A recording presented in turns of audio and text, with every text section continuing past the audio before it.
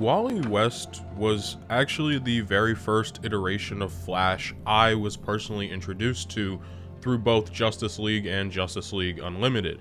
Despite my comic book reading habits when I was a child, Flash comics never really interested me very much, and so my exposure to Flash came from TV shows and other forms of media. And Wally West was the predominant Flash in said media. So it was honestly quite a shock for me to see Wally be Kid Flash in a few different shows in my childhood as well, those being Teen Titans and most aptly Young Justice. But for me, Young Justice's version of Kid Flash became the definitive one. I spent a lot of my time in my youth watching Young Justice, especially watching reruns, and I'd go out and remember buying the toys, even getting Kid Flash's cool little figure from the McDonald's Happy Meal set. Kid Flash was my favorite character from the show, for much different reasons when I was a kid than reasons why he's one of my favorites now. And I really want to detail his entire arc throughout the first season of Young Justice because I honestly think it's amazing. And with all of that being said and prefaced, let's get this show on a road because this video is long enough as is already. So the very first episode in which we see Wally West, we get a fairly good idea of what kind of a superhero he is. He's not exactly the most traditional, hyper-responsible superhero, mainly because in the world in which Kid Flash lives, his entire family is superheroes. From the very first episode we see him in, which is Independence Day, originally airing as a two-part special, which was condensed later into two separate episodes, we are formally introduced to Kid Flash, one of the three founding members of this show's version of the Young Justice team. And as will be shown throughout a majority of the show, Kid Flash's relationship with being a superhero is far different than anybody else's. His uncle Barry is a superhero. His grandpa Jay is also a superhero, all three of them being speedsters. His family is very accepting of what he does, so for him, being a superhero is almost like working a regular but way more fun job. Everybody is extremely supportive of that, and it causes him to treat being a hero far differently than, say, someone like Robin. While Wally does still see the value in being a hero, and also the value in which he brings doing what he does, he still views it as far more fun and a lot less seriously than his counterparts, and we're shown that throughout a majority of episodes. It also just comes with his personality. Wally as a person isn't a very serious dude. He very much uses humor to deflect from just about any sort of problem he's facing, and he'd much rather be the funny guy in the room than the sad and brooding type, or something along those lines. He's often used for comic relief, and almost constantly hits on women in this first season. And I'm just gonna play two clips now, and then hopefully not mention it because he hits on McGann like at least 10% of the time he's on screen in this show, which was hilarious, but also got kinda old. After this, swish, I'll show you my moves.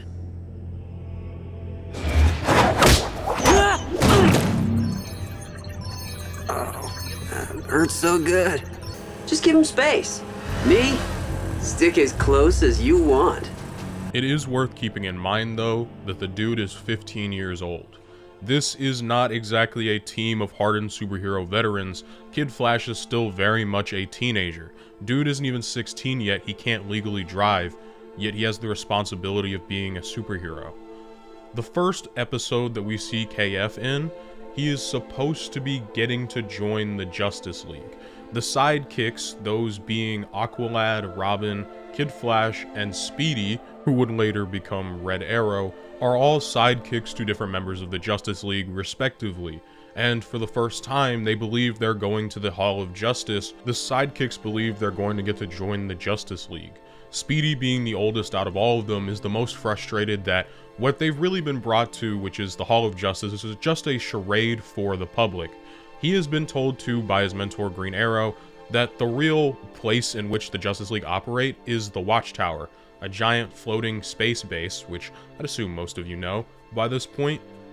And when the rest of the sidekicks find that out, they're frustrated and hurt. Speedy absolutely quits on the spot because he's so sick of being treated as a sidekick. And this is where we get the entire kickoff of the show.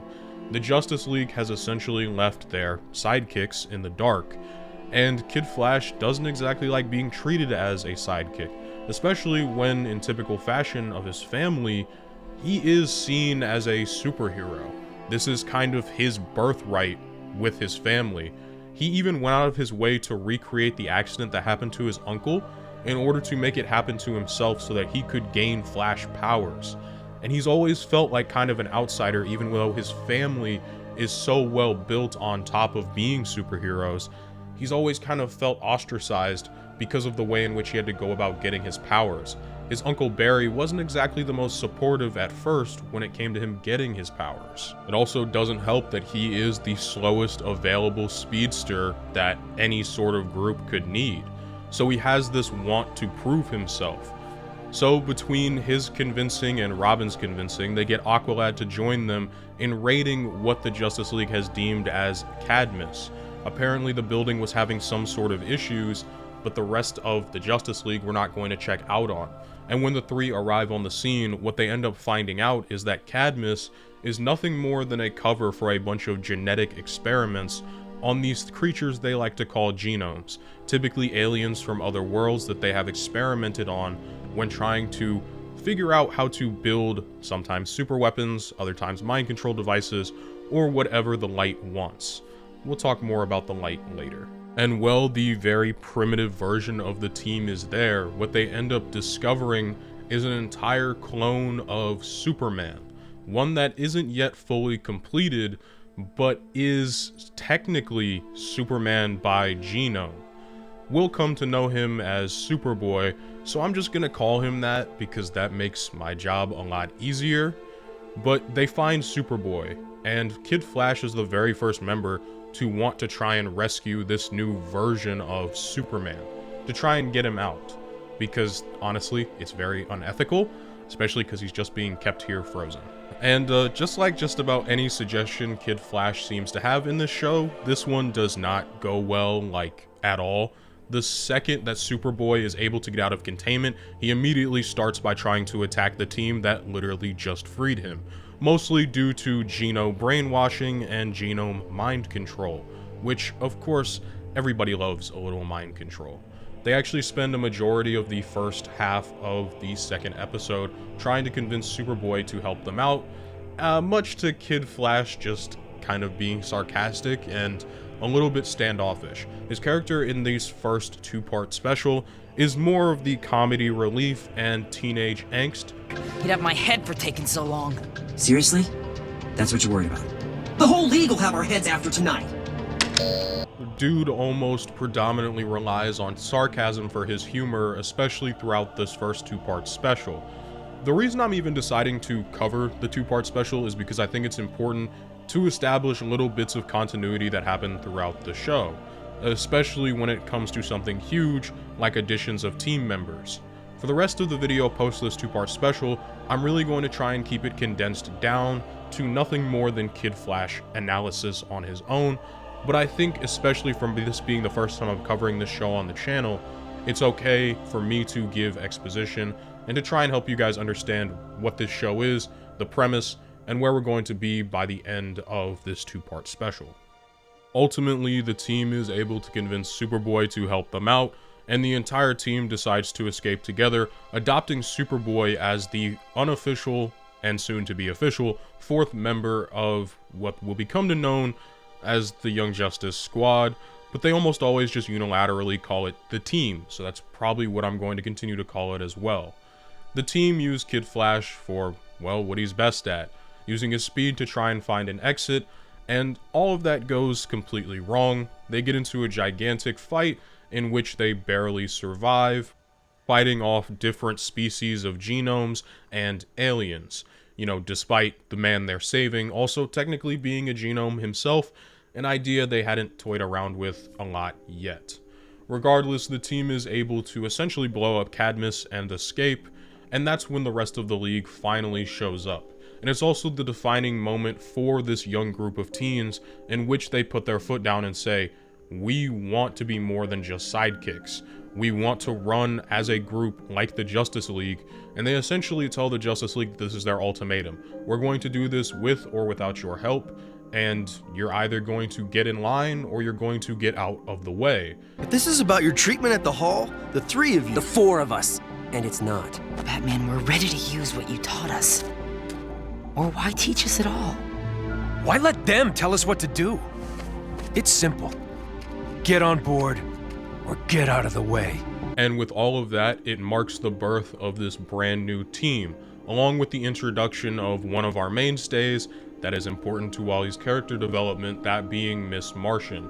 She is the 5th and, for now, final member of the team, leading them to having a squad of 5. And with all of that said, done, and out of the way, we can really start to dig in on Kid Flash as a character and understanding sort of why he is the way he is.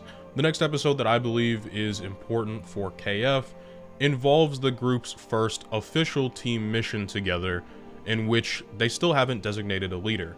One of my favorite running continuity gags, I guess you could call it, throughout the show is how often Kid Flash eats. Because think about how much calories he has to expend going from mission to mission. It's a lot, but it's also just one of my favorite gags that is shown throughout the show. Now, this entire episode revolves around a stealth mission to Santa Prisca, in which we are also able to see the team's stealth suits, which are so awesome.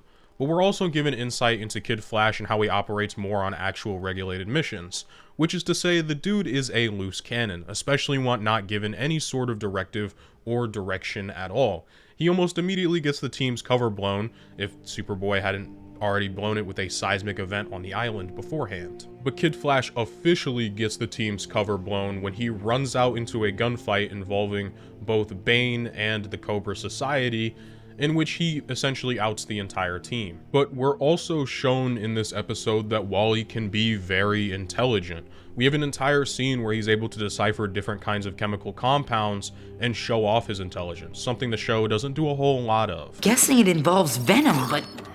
This one's venom, and that one's... Whoa. The blockbuster formula from Cadmus. Mixed correctly, Cobra's new juice is 3 times stronger than venom. And permanent. For me, I don't see Wally's sometimes fluctuating intelligence being a plot hole in the writing, but a way in which Wally conducts himself as a person. Wally very much uses his humor and sometimes idiocracy as a front for avoiding his emotions and avoiding his feelings.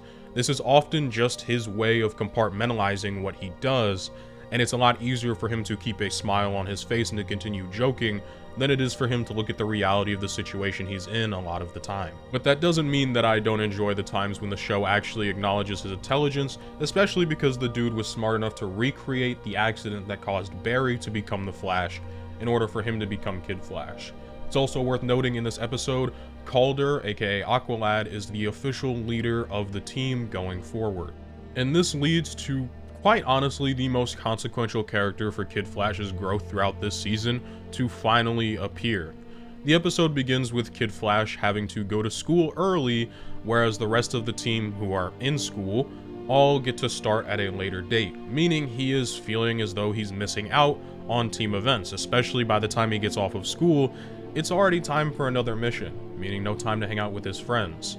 And to make things even worse, he is introduced to a new teammate and Green Arrow's new protege, that being Artemis. Kid Flash is almost immediately defensive against Artemis because he believes Artemis is trying to take the place of his close friend, Speedy, something Kid Flash doesn't take kindly to. KF is loyal to a fault. It's one of his character traits. He's extraordinarily loyal to Red Arrow and has zero love for Artemis because of this. Perfect for extortion, manipulation, power broking. Yeah, sounds like the Shadows. Like you know anything about the Shadows. Who are you? I mean, KF is so loyal to the point that he doesn't even want to take into account that potentially it wasn't Red Arrow that had saved them in the previous episode like a savior from the heavens, but instead that it was Artemis looking out for the team even before she joined said team. And an arrow that was so consequential that it actually saved Kid Flash's life potentially. But he refuses to believe that it could potentially be Artemis, as the two characters have been bickering the entire episode. What? No, that was Speedy's. I mean, Red Arrow's arrow, right? Not so much. Well, still not giving her the satisfaction. You know, I can still hear you. Kid Flash and Artemis get off to a very shaky relationship in the start. Again, because Kid Flash feels indebted to Speedy and feels so close to him, he has absolutely zero trust for Artemis, nor does he want to put any sort of faith into her, and they spend the entire episode arguing with each other over this fact, something that will become very important later on. But nearing the end of the episode, the two gain a sort of mutual understanding for each other and a type of respect. Even though Artemis hates how much Kid Flash hits on McGann, or just doesn't take her seriously, she eventually just comes to reconcile with the fact that that is kind of just who KF is as a person. And Kid Flash comes to accept that Red Arrow's never going to join the team, and so he should probably stop really taking it all out on Artemis.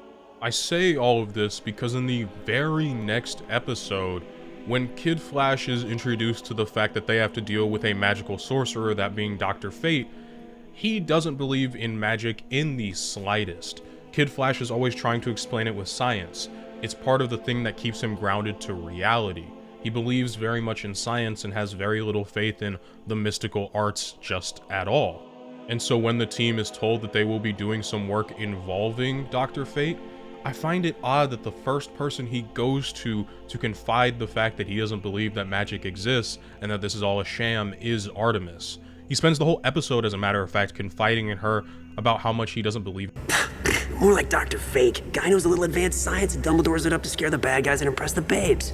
At least until McGann reveals that she's super heavy into the mystical arts and very much believes in magic, and then Kid Flash's tune changes completely, because this dude would literally do anything to get with McGann. What are the chances we both so admire the mystic arts? And despite blatantly lying to McGann, he still continues to confide in Artemis that, hey, I don't believe in magic. When they land at Dr. Fate's house, he is absolutely convinced that it's some sort of technology hiding the home, and it has nothing to do with magic. Even as Artemis tries to give him pushback on this, he continues to hold firm in his stance, until McGann gets around, which honestly pisses Artemis off. It probably would make me mad too. And it's actually Kid Flash's false belief in magic that gets them into some trouble when they enter Dr. Fate's home. In an attempt to try and impress McGann, he almost gets the entire team killed by answering wrong to Kent Nelson, who is the owner of Dr. Fate's home, at least right now. The reason, personally, I believe that Wally doesn't want to believe in magic is because he can't explain it, nor can he understand it. Everything about his powers he can explain and understand. Everything about the supernatural, quote-unquote, that he sees in his daily life, he can explain away. It's a way of him having some semblance of control over his life, especially considering a superhero life can be so uncontrollable. But he's willing to fake it if it means getting with a girl, until he gets called out, that is. I gotcha. Enough! Your little impress Megan at all costs game nearly got us all barbecued. When did this become my fault? When you lied to that whatever it was and called yourself a true believer. Wally, you don't believe? Now, granted, I've never really, even despite having watched this show recently again, twice over, for this analysis, understood why Kid Flash pined over McGann so hard, outside of the fact that, well, come on, shape-shifting girlfriend, I guess he's got that on his bucket list. But regardless, understandably, I think Kid Flash is just a teenager. He's like 15 years old, and he sees a girl he likes, so he's willing to do some stupid stuff in order to hopefully make that crush come true. And throughout a majority of the rest of this episode, though, now that he's been exposed, Kid Flash refuses to cut back on his stance. So at least now he's standing firm in the idea that he doesn't believe in magic. Actually, he stands way too firm in this belief because he continues to make Artemis mad, which leads to the two characters ending up separating themselves from the rest of the group. But this episode, because it chooses to really focus on Artemis and Wally, we get to see their two dynamics as characters a lot more clearly.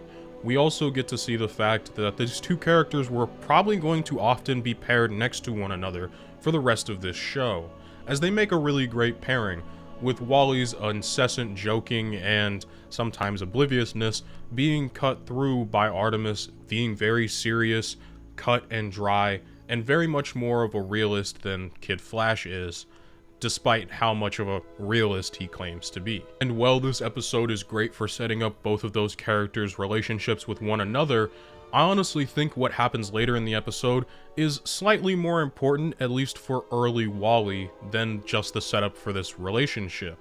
Wally is going to be trapped with Kent Nelson at the top of the building, in which Kent is slowly passing away. The dude is 106 years old, and he physically can't handle the toll that Dr. Fate takes on his body anymore. And so Wally has to choose to believe in the mystic arts and to step outside of his own comfort zone in order to protect all of those around him, namely Artemis, McGann, and the team. He has to do this much to his want not to.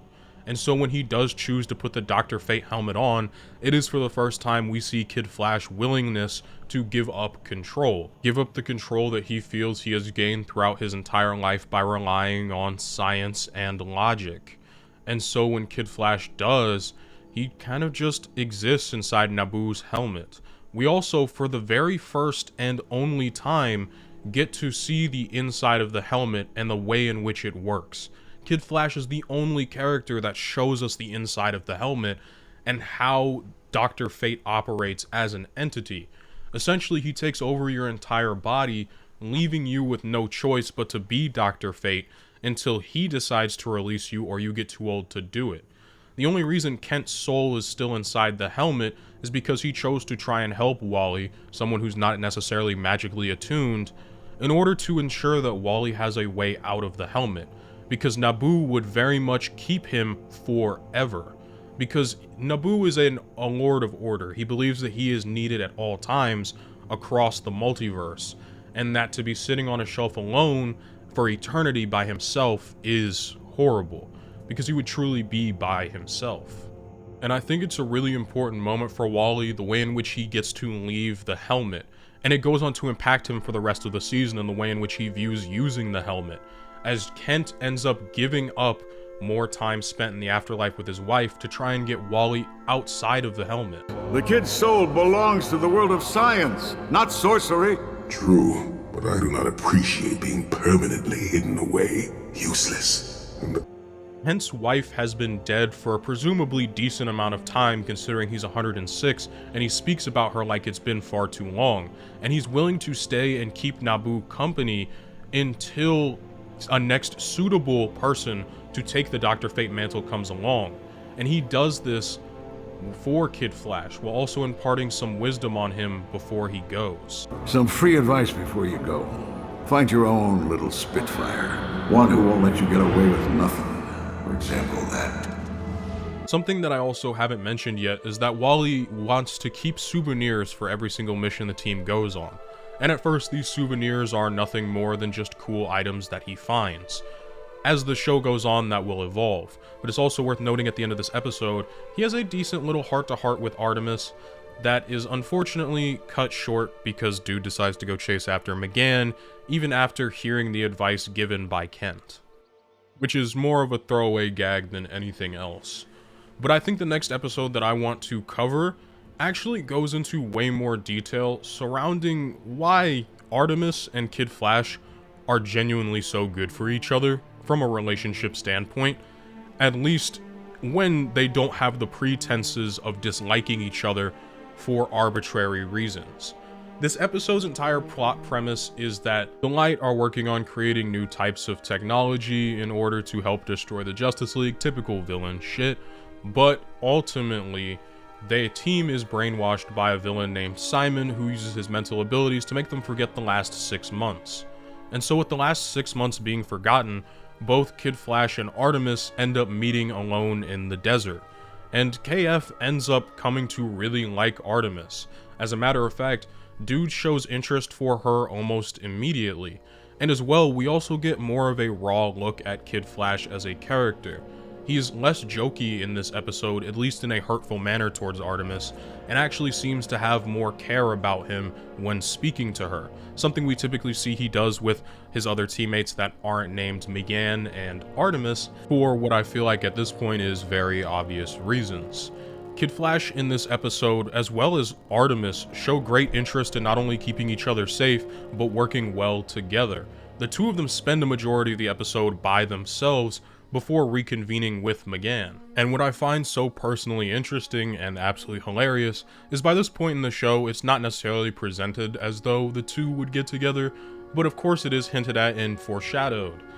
But what this episode really establishes is, if the characters did not have the pretenses about one another that they have grown from the first time they met, they would be so much closer.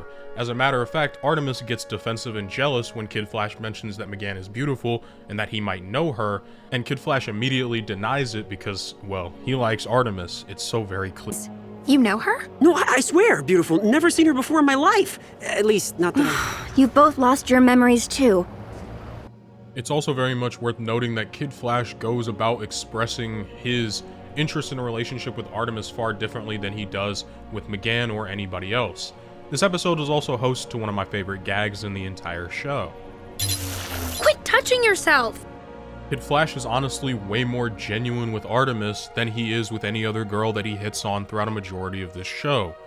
He often says that women are on his mind, but the way in which he treats Artemis is very different than any other love interest. He seems to have a genuine care for her, especially in being shown that he takes her hand before they get their memories back, although confirming that maybe when they do, they won't like each other nearly as much as they do right now, something Kid Flash was a bit fearful of. And of course it's awkward once they do get their memories back.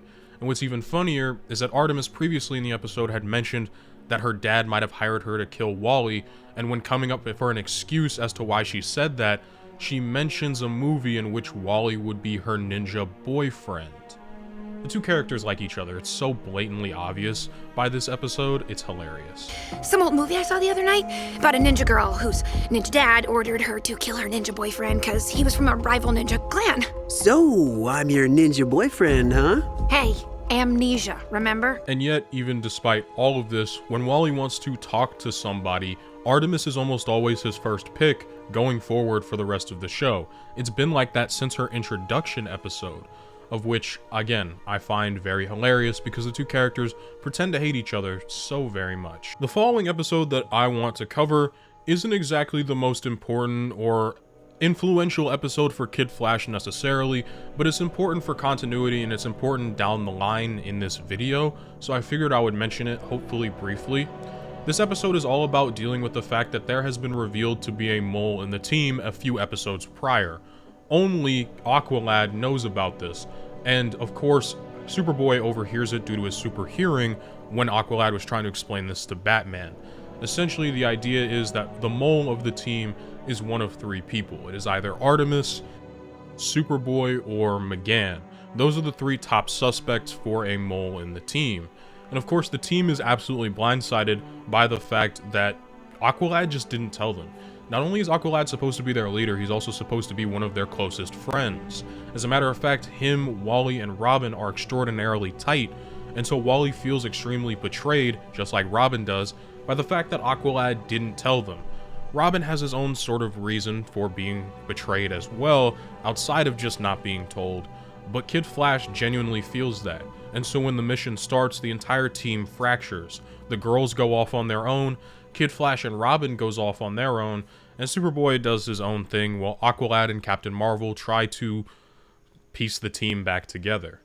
As a matter of fact, it doesn't exactly go well from a mission standpoint, at least until the end. Aqualad establishes that he is the leader, and regardless of being their friend, they have to listen to him on missions, and as well goes on to explain why he didn't want to talk about the mole issue, believing it was just a way to divide the team given by a supervillain. And Flash is the first character in the show to essentially acknowledge that Aqualad is still the leader, regardless of what happened on this mission or what happened with the mole situation. All in favor of keeping Aqualad as leader? The episode ends on a fairly decent note, and outside of the idea of setting up the mole and a small fracture in the team, it's overall unconsequential to Wally West's story in general. The next major episode I wanted to cover involves something to do with Dr. Fate's helmet once again. Essentially, the Light felt that the Young Justice group and the Justice League in general were getting far too close to discovering who they truly were. So the Light instituted the Injustice League as a way to distract not only the Young Justice team, but also to distract the Justice League, using poison ivy and a concoction of chemicals that were mentioned in previous episodes, namely that variant of Titan, all being used so that the team has something to fight against while the Light continue to work in the background and the Justice League continue to feel successful. Also in this episode, the team really gets their first true action against A-list supervillains, which is kind of what this team is made up with. Considering the Joker's on it, I'm going to call it a somewhat A-list team.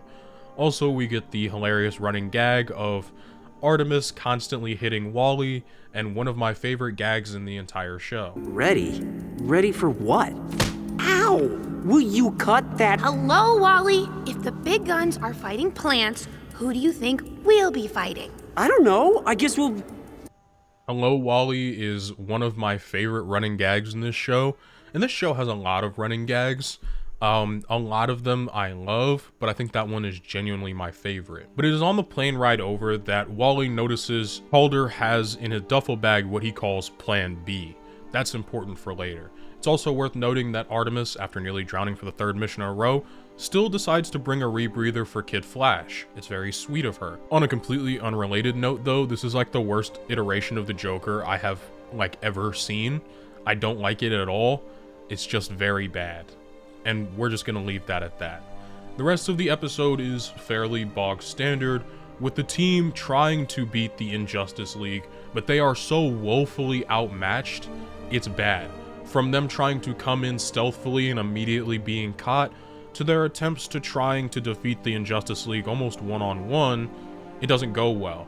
But it's also worth noting that Wally West, anytime Artemis is in any sort of danger, reacts almost extremely to her being in danger.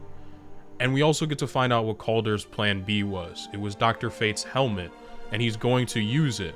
And Kid Flash almost has a straight up conniption at the idea that Calder would try and use the mask of Dr. Fate, because he knows what it means. He knows that once you put that helmet on, you might as well have just given up your life. And it is very clearly evident with what Wally has to say at the end of the episode.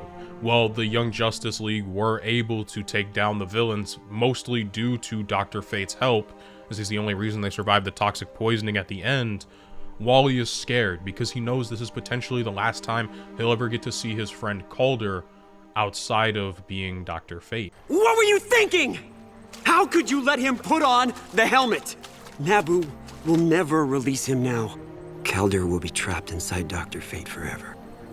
Thankfully for everyone involved, Calder is bailed out by Kent continuing to stay with Dr. Fate, and mind you, it has been a few months by this point, as he continues to stay with Dr. Fate and essentially just not allow him to leave, which is, in all honesty, absolutely insane and pretty sad. Another bit of continuity that this episode brings forth is that Wally broke his arm, and his arm stays in a cast for a pretty long time actually. The show doesn't really, in reality, take place over that many months. It's only like 6 or 7. The next most important episode for Kid Flash is one I feel a lot of Young Justice fans are familiar with. It was an episode that really stuck with me when I was younger, because the entire premise of the episode is that the Justice League are completely dead. All other heroes in the known world of heroing die trying to prevent an alien invasion from happening. Now, I'm just gonna come out and rip the band-aid off. Spoiler alert, the entire episode is a training exercise.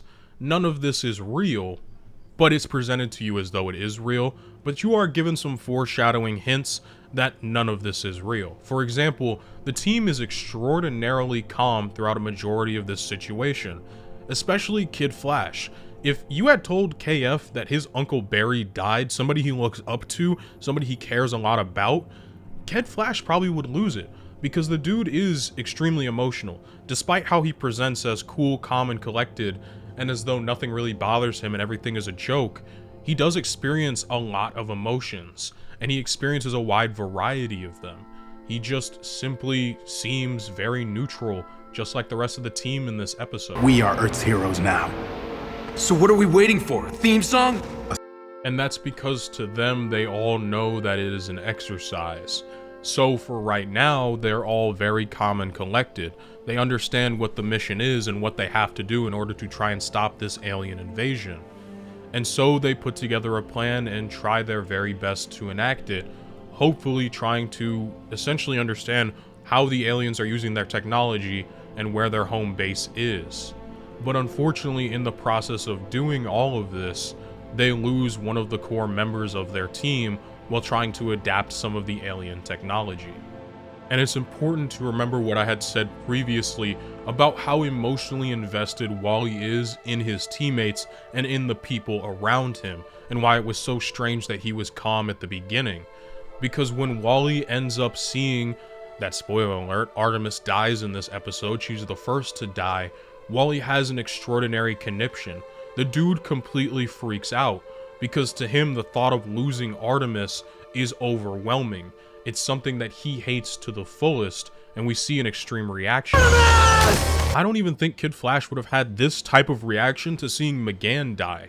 It's just to seeing Artemis. They're dead! Every single alien, if it's the last thing I do! We literally see Kid Flash go through all 5 stages of grief: anger, denial, sadness, bargaining, and acceptance. We see him go through every single one of these throughout the entire episode because he is truly mourning the loss of Artemis. And at the mere thought that she could possibly be alive, he goes with it as pure factual truth. I knew it! Look! It's giving off Zeta beams, the same stuff that powers our Zeta tubes. This thing doesn't disintegrate, it teleports! And while other team members have slight doubts that this is true at all, the appearance of Martian Manhunter on the planet only serves to bolster what KF is saying. It actually drives Kid Flash to offer up Superboy as a sacrifice and distraction for the rest of the team, with the idea that they can simply get him back later, much like how they're going to get Artemis back. He's bargaining. The dude literally goes through all 5 stages of grief over Artemis's death. It's honestly so sad. He doesn't make jokes anymore. He's not laughing, he's not smiling. This is a complete destruction of Kid Flash's character. He is extremely serious and angry and sad. He literally just is functioning off of the want for revenge by the time he realizes Artemis can't come back. And it leads both him and Robin to deciding to make the ultimate sacrifice in trying to stop these aliens. He ends up willingly getting himself blown up if it means getting back his revenge. It's finally just hitting acceptance. Which is funny because we as the audience by the end of the episode understand that it is all for nothing. It was an amazing twist episode when I first watched it, but essentially what the team was going through was mental training enacted by John Jones, that being Martian Manhunter, and it's essentially you're supposed to fail. Like, you're never supposed to beat this situation. It's just to test resiliency and thought process and thinking things through. That's why the team was so calm. But the second Artemis died, McGann consciously knew that she wasn't dead, but subconsciously didn't. And so McGann's mind literally took over the training exercise because it has been foretold multiple times that she's more powerful mentally than John ever was as Martian Manhunter. And so using this, McGann essentially nearly killed her own teammates, because when the teammates died in the simulation, they honestly believed they were dead in real life. It's why John Jones showed up, because he was trying to stop the exercise. So, in any sort of lesser show, they just kind of move on from this with no issue. But I love the fact that the very next episode revolves around all of the characters going to get therapy. The entire mood in Mount Justice is completely down. All of the characters are miserable and sad. And they all are literally receiving therapy to deal with the trauma that they just went through. Because what they experienced was extraordinarily traumatic. And I love the idea of sending superheroes to get therapy or having a space for them to talk, because that is realistic to how things need to be handled, especially with such young heroes. These cats are, Robin is 13 years old, Kid Flash is 15, Aqualad's 16. They are young children. And while everybody else is having this big heart-to-heart, except for Superboy because he's too good for therapy, while everybody else is having this great heart-to-heart, exposing depths of levels to their character, instead, Wally just is like, yeah, no, everything's cool. I'd rather try and hit on the person trying to give me therapy than anything else. To him, it wasn't that huge of a situation. Diana points out he's in denial, but KF completely refuses to accept that fact. To him, everything is perfectly peachy and fine. It isn't until Dinah decides to bring up his reaction to Artemis that Kid Flash even bothers to flinch. So you really have no interest in confronting your extreme reaction to Artemis's death?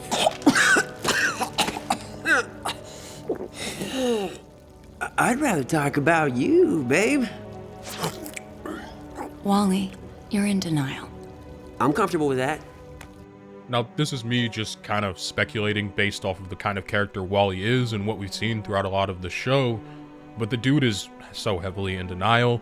I mean, he straight up refuses to talk about the fact that Artemis's death emotionally destroyed him. And honestly, I don't think the deaths of his teammates really hit him nearly as hard as Artemis's death did. It's something that he's going to harbor within himself, though, and keep to himself, because that's just the way things go for him. He once again doesn't want to recognize the life as real and as dangerous, because in his family, it's their job, it's something they do. For him, it's fun when he does it. So for him to have to acknowledge the fact that it is dangerous, that he could lose his friends, that the woman he loves could potentially die, the woman he really loves could die, for him, it's way too much. And so he'd rather live in a delusional dreamland where he can smile and laugh and be happy and not have to think about that at all. It's honestly really, really sad when you think about it, because the dude just refuses to acknowledge that he experienced an extreme traumatic event. And even Superboy, who in the episode refuses to acknowledge the event, eventually does come around and acknowledge it. That is the only interview that we got from Wally throughout the entire episode. They leave him in the state that he was found in because he doesn't want to change out of that mindset. He believes that he is perfectly fine, and so he's going to continue to move that way. But I think it's important that we hold on to the notion that this is Wally starting to understand that this life is more than just fun and games for not only him, but the people around him. It starts to slowly open his eyes to the fact that this game is dangerous, that the work of being a superhero is life and death. I think Wally starts to take the job a little bit more seriously, especially following this episode, and another one that's also a fan favorite coming later.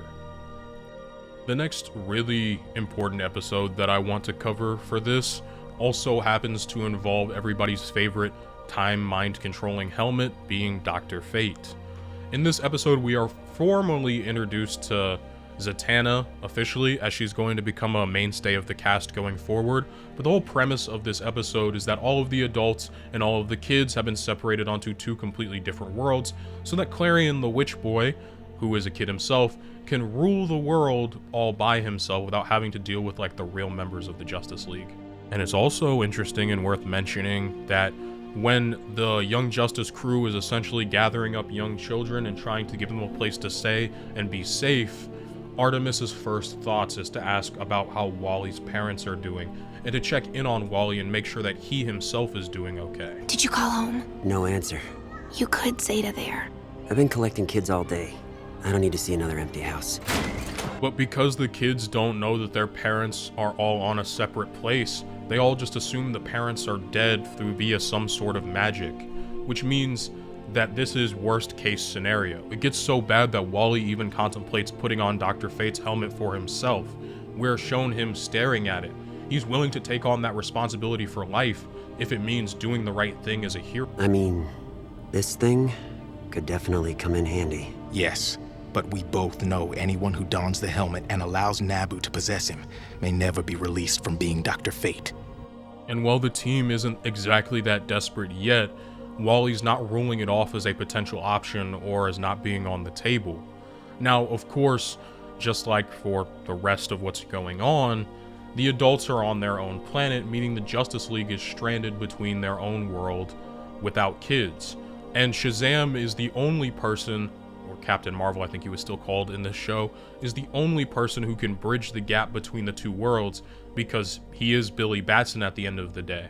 And so what the teams end up devising is a plan using both parallel worlds, with the connection being Billy Batson, to travel between the two and organize between the Justice League and the Young Justice League in order for all of them to make a stand.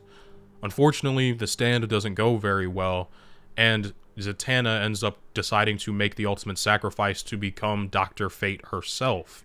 And since she is so magically attuned, Dr. Fate was not going to let go of Zatanna even when the job was done. He straight up refused to. And unfortunately, she would have remained like that if it was not for Zatara, simply because Dr. Fate decided to jettison Kent from his mind space. Kent would never allow you! Kent Nelson did object strenuously, so I released his spirit to the afterlife. He is gone. And for the second episode in a row that I'm covering, Wally has to learn that this life has sacrifices. As what ends up happening is Zatara sacrifices himself to Dr. Fate because he is the more powerful magic user, giving himself to Dr. Fate instead of Zatanna. That way his daughter could live free forever and Dr. Fate could have a vessel of his own. It's once again that idea of sacrifice and of having to give something of yourself in order to save the day. It's also worth noting that Wally's souvenirs start to become more personal mementos and less just cool objects that he finds throughout the show. Wally has spent a lot of this show essentially learning what this life as a superhero comes with and just how hard it can potentially be. And I think the episode that exemplifies this the best is the episode that takes place on the character's birthday. Wally is finally healed out of his cast, meaning he no longer has to wear it. It's a snow day, which for Wally is amazing, and it's his birthday, which means the dude gets thrown a gigantic feast with his family and hopefully gets to have a party with his friends and the Young Justice League. Those are really the only friends we're shown that he has. It's also another gag that he just eats so much. I love that gag running throughout the show. It also, for Kid Flash, is another great day because his Aunt Iris decides to shout him out on national television. Kid Flash is having one of the best days of his life, especially because he just found out that the snow canceled school. So that's just another reason for him to enjoy the rest of his birthday. For him, this is like a dream come true, and Wally's birthday is almost unanimously all about him, as he had been hinting at a surprise party for weeks, hoping the team would throw him one, and of course, because they're just great people, the team does throw him his own party, something he's more than elated and excited to go to. This day is all about stroking Wally's ego and making it wonderful, as he shamelessly hits on Miss Martian repeatedly, much to Artemis's upsetness. And what's also absolutely hilarious is, like, Miss Martian and Superboy have been dating since like episode 6 or 7 of this season, and it's not until this episode where Artemis has to blatantly point it out to him that Wally even notices that he doesn't have a chance. And of course Artemis takes the most glee in pointing that out. It's also worth noting that in this episode, the whole reason snow is even happening is because the entire ice gang, basically any sort of ice user, has escaped prison, and they're all causing havoc outside of Bel Rev to change the temperatures of the world. And everybody is assigned a team to get the first official Justice League and Young Justice team up, except for Kid Flash, who is given a very different mission, one that's not so glamorous. You'll need to pick up the donor heart in Boston and run it 3,000 miles across country. No. He can't seriously expect me to skip the first ever League team up. Wally this day is supposed to be all about himself, and he selfishly doesn't really think of the girl he's going to save, but instead thinks of the team out he's missing up on. He doesn't take this mission extraordinarily serious almost at all. What I love about this episode is we spend the entirety of it with Wally. Just about every single scene he is in, and as well, it's one of the very few, if only, if I'm remembering correctly, episodes where we hear a character's internal monologue. It is all Wally the entire episode. We also see just how unseriously he's taking this assignment, because the dude stops and waits and hangs out just to hit on a nurse, even though he has a 3-hour timer to get a heart across the country. You have 4 hours to deliver the heart before it's no longer viable. Is that clear? As crystal, babe. Then go. Guess asking for her number's pointless. And the whole time, Wally is even deciding to run this heart across the country because all conventional means of heart transportation are out of the window. He's way more focused on watching the events of the Justice League and Young Justice team, well, team up together. He pretty much isn't paying attention to what he's trying to get done. because it's not really what's most important for him. He crashes nearly multiple times, which is a problem because the heart needs to be handled with extraordinary care. He is very much thinking more about what he can eat and a lot less about what he is doing. For him, this is very unimportant. This isn't the most important thing for him. As a matter of fact, when he runs into Vandal Savage, he would much rather run the ones with Vandal than focus on the fact that he needs to deliver that heart on time, otherwise the organ is just going to be expired. As well, the little girl he is trying to save is on the operating table waiting. She doesn't have the luxury of time, but Wally decides to waste time with Vandal Savage. The whole arc for Wally in this show is him slowly realizing that this life has consequences, that being a hero isn't all about fun and games and doing what he wants to do, that people's lives are at stake throughout all of it, whether that are his teammates, the poor little girl who needs a heart transplant. Everybody matters when it comes to this superhero life. And Wally wasted a valuable and precious 12 minutes, something that is used against him when he shows up to the hospital and he is late with the heart. Although it says he has 20 minutes left, the Queen had died 12 minutes previously on the operating table. Kid Flash had failed. No! Look, I've got almost 20 minutes to spare! I know, but she passed away 12 minutes ago. 12 minutes? Now, we, as the viewers, who've probably seen this episode before, it's my favorite episode of the show, I've seen it more times than I can count, understand that this isn't true. As a matter of fact, the Queen was still alive and in desperate need of that heart, and Kid Flash had just been duped by one of Vandal Savage's goons. I think the idea of telling him that she had died 12 minutes previous was to really psychologically affect Kid Flash, because that's the same amount of time he wasted trying to fight Vandal Savage. It's just a fairly interesting concept in all reality. Now, Kid Flash does try his absolute best to try and get the heart back. He gives it his all, especially when fighting Count Vertigo, who we have seen previously in the other episode to easily dispatch Kid Flash and make him too sick to run. We see that Kid Flash overcomes that, all in the ability to try and get this little girl her heart. We also find out that this little girl is the Princess of Latvia, somebody very important, because if, say, I don't know, she dies, then Count Vertigo will be the person who ends up with rulership of the country. As you can see, this is just another supervillain plot to take over the world. And so Kid Flash absolutely pushes himself to the point of literal exhaustion so that he can try his best so that that little girl has a chance at living. It's in this episode that I really feel like the idea of Kid Flash being the heart of the team was expounded upon and truly given focus. Only 2 characters truly got solo episodes in this show, and one of them was Kid Flash, the other being Calder. But at the end of the episode, Kid Flash once again shows off that he is extremely smart by tricking Count Vertigo into incriminating himself. You're busted, jerkface! I believe you know Queen Perdita. No. It's called regicide. Kid Flash came up with a brilliant plan to trick Count Vertigo into admitting that he was trying to kill the Queen of Latvia. And so, by extension, Kid Flash was not only able to save this little girl's life, but also take down Count Vertigo. And he's actually offered Vertigo's staff as a souvenir by the Queen herself, the idea that he would like it. But Kid Flash, by this point in the show, he chooses his souvenirs in a different light, ultimately deciding not to take the sword, but instead the thing he used to carry her heart, the thing he used to save the day. And while he plays it off cool to Robin, I love his inner monologue at the end of the episode. It is so sweet. The man who finally figured out that the sweetest birthday present a lucky stiff like me could ever get was seeing that little girl smile.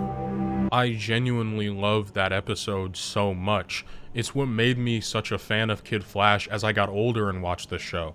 When I was younger, I loved this character because he was goofy and funny and he made a lot of jokes. As I got older, I found him to be mildly annoying at some points. But it was this episode that truly opened my eyes to the character of who he is, of who Wally West in this show is, and that simply everything else is really a front for how he actually feels. I think the idea to have us spend time in his head, hearing his inner monologue, was amazing. The idea to have that last few sentences of the show not being said out loud to anybody else, but for all of it to be said to himself, essentially, is an amazing storytelling device. This episode is by far my favorite of the first season, and possibly my favorite of the television show in general. I love it to death, and it's this episode that has really cemented my enjoyment of Kid Flash. It's the whole reason I wanted to start with him via this. It's why he's my favorite character in the show, at least in the first season. The next episode that is important to Kid Flash is, why is my Spectacular Spider-Man transition playing? And what is this? I thought this was Young Justice. Spectacular Spider-Man was last week. You were warned, Mr. Jones. No one likes a crusading reporter. Please! Please! Not in front of my daughter! Alright, I'm just messing with you guys. I just thought it was funny that Greg Weisman, the showrunner for this show, also ran Spectacular Spider-Man and decided to bring Josh Keaton back to play Black Spider, who is like DC's Spider-Man evil variant ripoff. I think it's absolutely hilarious. It has nothing to do with this episode.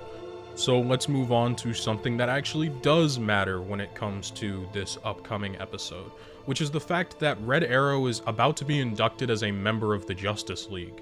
He is so close to getting there, but he is asked by Green Arrow to set a good example by joining the Young Justice team first for at least a mission or two, so that he sets a decent example for them.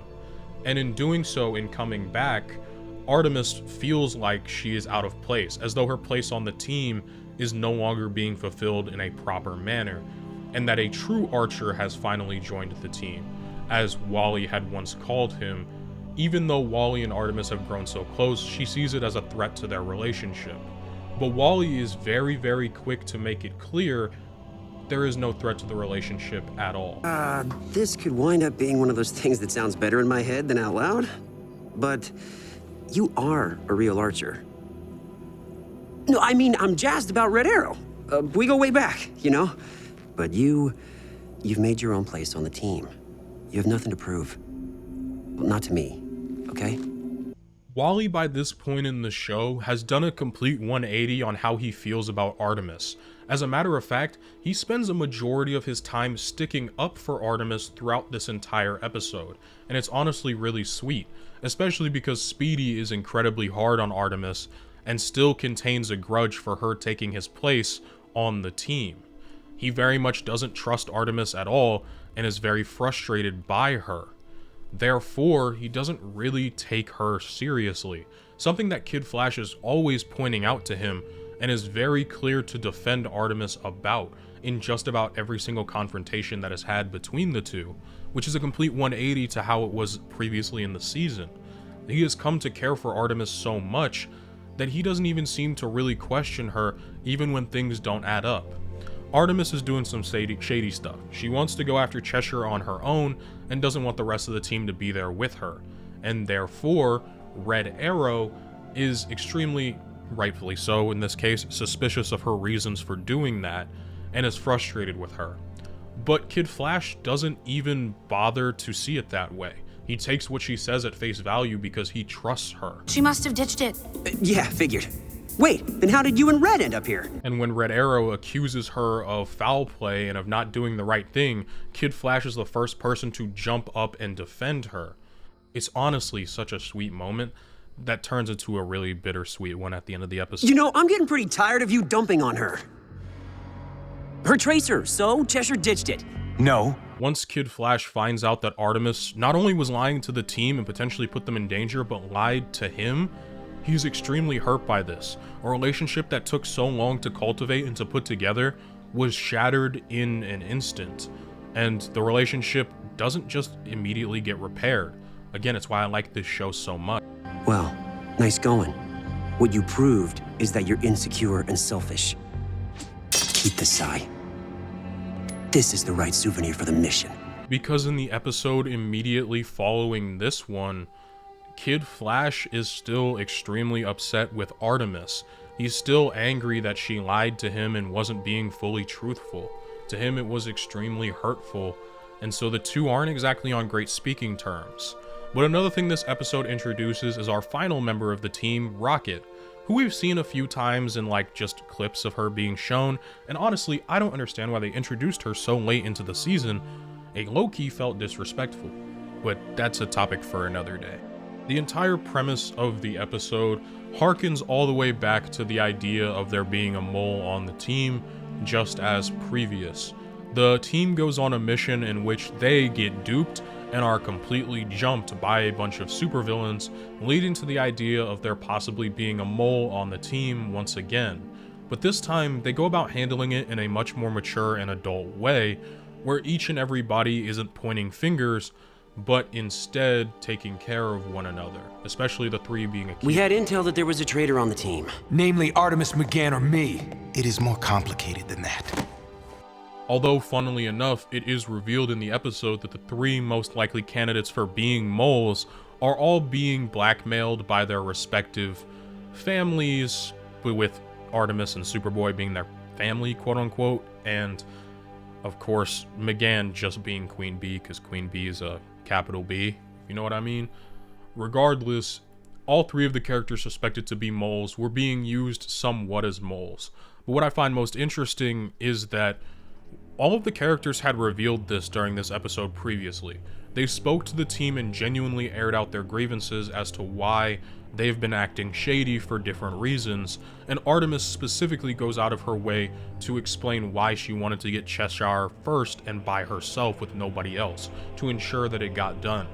And Kid Flash is almost completely and immediately apologetic towards Artemis. Again, a little communication goes such a long way in relationships. And he's sending my sister, Cheshire, to fly me to Santa Prisca too. That's why? Yeah.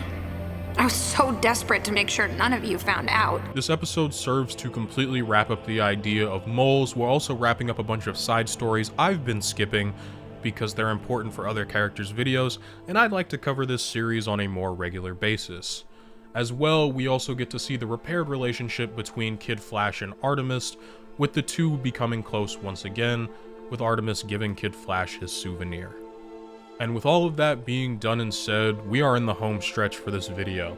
It's time to finally address the finale of this show, which I really loved as an ending for the first season. We get the entire core team together, and it is finally revealed to us, well, it was revealed in the previous episode, that the true traitor amongst the team was actually Red Arrow.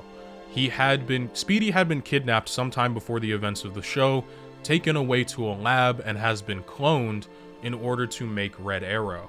It's also worth noting that Artemis really wants to comfort Kid Flash, but doesn't. This information, of course, is going to hit Aqualad, Kid Flash, and Robin the hardest. The idea that their lifelong and very close friend is a mole. But also, something is completely amiss. For example, Batman called the team kids.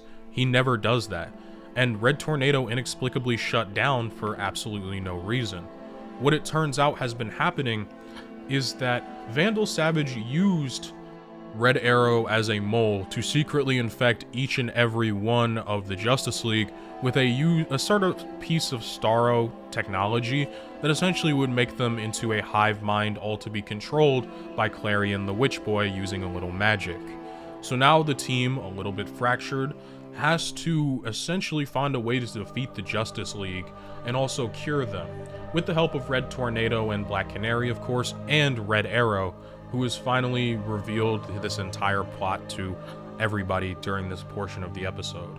I also love that this episode comes up with a really good reason for why the Justice League is able to be dispatched so easily by the Young Justice Squad, because that's something I would see constantly be brought up in other shows that wouldn't really explain away the reason for all of this happening, simply because it was plot convenience. I like that this show has an explanation, and that's just because I'm a nerd who makes over 1 hour video analysis on children's characters from children's cartoons.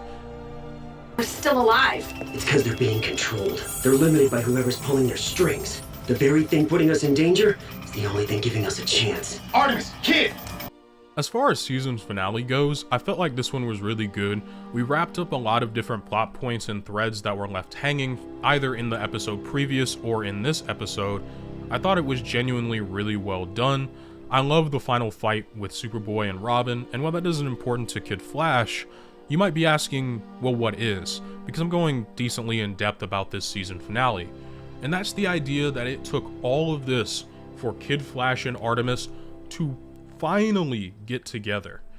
The show has taken place over the course of like the last 6 or 7 months, basically, because they give us time codes at the start of the season and at the end of the season, and the show ends on New Year's Eve. It's a big celebration between the team and the Justice League for hoping to save the day, and in the end, we finally get to see Artemis and Wally make their relationship official in a very sweet and cute way.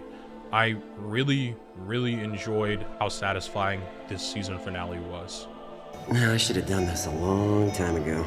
No kidding. And that's it.